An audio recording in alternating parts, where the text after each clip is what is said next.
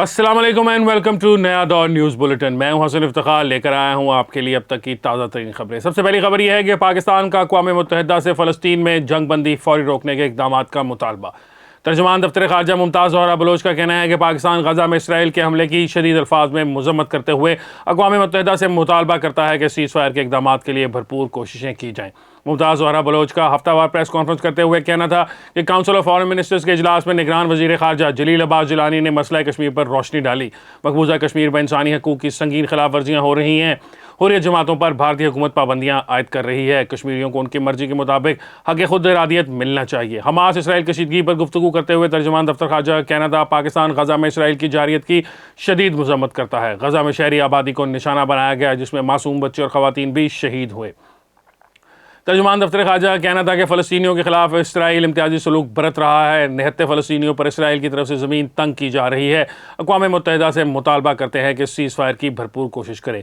مشرق وسطیٰ میں قیام امن وقت کی اہم ضرورت ہے۔ یاد رہے کہ اسرائیلی فورسز کی جانب سے غزہ اور خان یونس میں صفاقانہ بمباری کا سلسلہ جاری ہے جس میں اب تک 1200 سے زائد فلسطینی شہید اور 5,500 سے زائد زخمی ہو چکے ہیں۔ اسرائیلی حکومت کی جانب سے غزہ پر فاسفورس بموں کا استعمال کیے جانے کی بھی اطلاعات ہیں اور اسرائیلی حملوں میں اب تک اقوام متحدہ کے 9 اہلکاروں کی ہلاکت کی بھی تصدیق ہو چکی ہے۔ دوسری جانب سیکرٹری جنرل اقوام متحدہ اینٹونیو گٹیرس نے اسرائیل اور حماس سے درخواست کی ہے کہ تعلیمی اداروں اور ہسپتالوں پر حملے نہ کیے جائیں اور غزہ کو خوراک کی فراہمی بند نہ کی جائے۔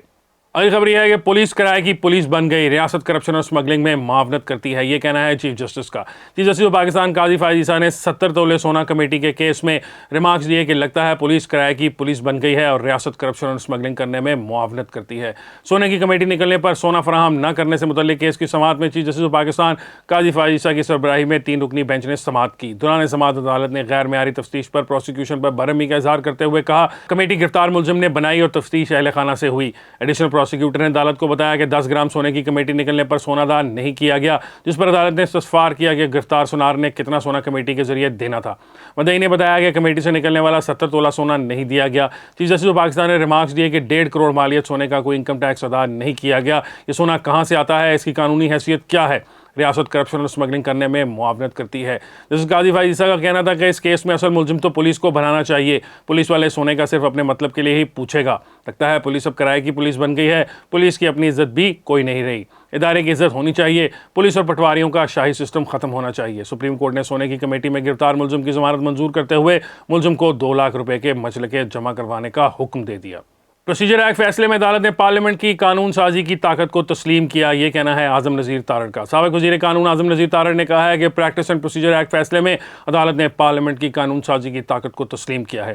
جیو نیوز سے خصوصی گفتگو کرتے ہوئے اعظم نذیر تارڑ نے کہا الیکشن ایکٹ 2017 میں 5 سال کی نااہلی سے متعلق ترمیم ہوئی۔ قانون کہتا ہے جہاں آئین کچھ نہ ہو تو قانون سازی سے آگے بڑھا جا سکتا ہے۔ انہوں نے کہا پارلیمنٹ الیکشن ایکٹ قانون سازی کے بعد نواز شریف اور دیگر لوگ جنہیں تاحیات نااہل کیا گیا تھا وہ اہل ہیں۔ نواز شریف اب اس قانون سازی کے تناظر میں اہل ہیں۔ سابق وزیر قانون کا کہنا تھا کہ سپریم کورٹ نے پریکٹس اینڈ پروسیجر کا بہت اچھا فیصلہ دیا۔ عدالت نے پارلیمنٹ کی قانون سازی کی طاقت کو تسلیم کیا ہے، عدالتی فیصلے نے پارلیمنٹ کو مضبوط کیا ہے۔ اعظم نذیر تارڑ نے مزید کہا کہ ہم بطور بار نمائندہ اور پارلیمنٹ کا حصہ ہونے کے ناطے ججز تعیناتی کا مطالبہ کرتے ہیں۔